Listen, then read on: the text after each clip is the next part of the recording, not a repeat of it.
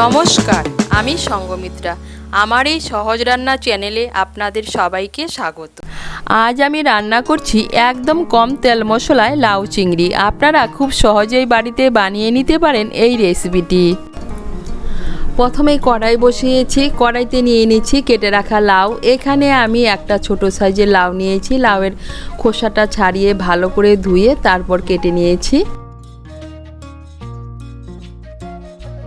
এখন গ্যাসের আঁচটাকে মিডিয়াম করে 4-5 মিনিটের জন্য ঢেকে দেব। গ্যাসের আঁচটাকে মিডিয়াম করে 4-5 মিনিটের জন্য ঢেকে দিয়েছিলাম। এই দেখুন লাউটা অনেকটা নরম হয়ে গিয়েছে আর লাউয়ের থেকে জলও ছেড়ে দিয়েছে। এখন একটু নাড়াচাড়া করে নেব। এই দেখুন একটু নাড়াচাড়া করে নিয়েছি। এখন এর মধ্যে দিয়ে দিচ্ছি স্বাদ মতো নুন।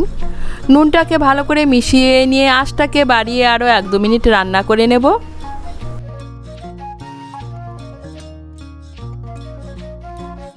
গ্যাসের আঁচটাকে বাড়িয়ে আরও 2 মিনিটের মতো রান্না করে নিয়েছি। এখন আমি লাউটাকে নামিয়ে নেব।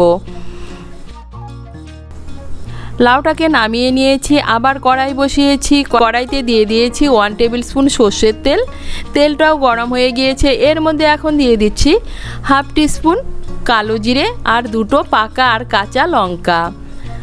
ফোড়নটা দিয়ে একটু নাড়াচাড়া করে নিয়ে এর মধ্যে দিয়ে দিচ্ছি চিংড়ি মাছ। এখানে আমি 300 গ্রাম চিংড়ি মাছ নিয়েছি। মাছগুলোকে কেটে বেছে পরিষ্কার করে নিয়েছি। মাছগুলোকে ভালো করে মিশিয়ে নেব।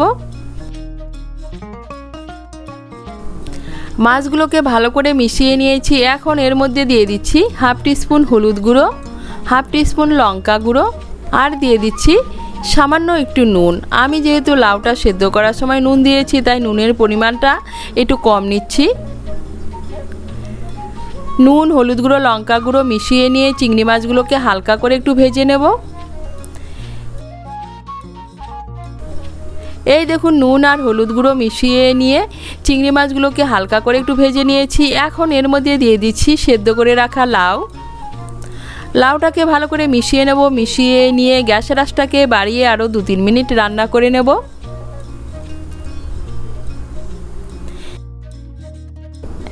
এখন আমি একটা ভাজা মশলা তৈরি করে নেব। তার জন্য কড়াই বসিয়েছি। এর মধ্যে নিয়ে নিচ্ছি 1 চামচ গোটা জিরে। গোটা জিরেটাকে শুকনো খোলায় ভেজে নেব।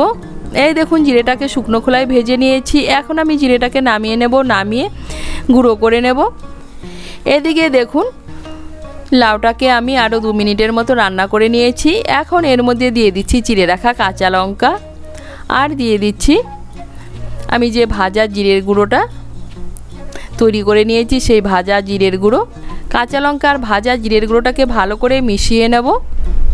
ভালো করে মিশিয়ে নিয়েছি। আমি লাউয়ের জলটাকে আরেকটু শুকিয়ে নেব। আর আপনারা যদি লাউটা একটু ঝোল ঝোল খেতে পছন্দ করেন তাহলে এই সময় নামিয়ে নিতে পারেন। এই দেখুন লাউয়ের জলটা শুকিয়ে নিয়েছি। এখন এর মধ্যে দিয়ে দিচ্ছি অল্প ধনেপাতা কুচি। ধনেপাতা কুচিটাকে ভালো করে মিশিয়ে নেব। মিশিয়ে নিলেই তৈরি দারুণ স্বাদের লাউ চিংড়ি। আপনারা এভাবে কম তেল মশলায় লাউ চিংড়ি বানিয়ে খেয়ে দেখবেন, খেতে কিন্তু দারুণ লাগে। আপনাদের যদি এই রেসিপিটি ভালো লাগে তাহলে লাইক এবং শেয়ার করবেন। আর রেসিপিটি কেমন হয়েছে কমেন্ট করে জানাবেন। আরও নতুন নতুন রেসিপি পাওয়ার জন্য চ্যানেলটিকে সাবস্ক্রাইব করে পাশে থাকবেন। ধন্যবাদ।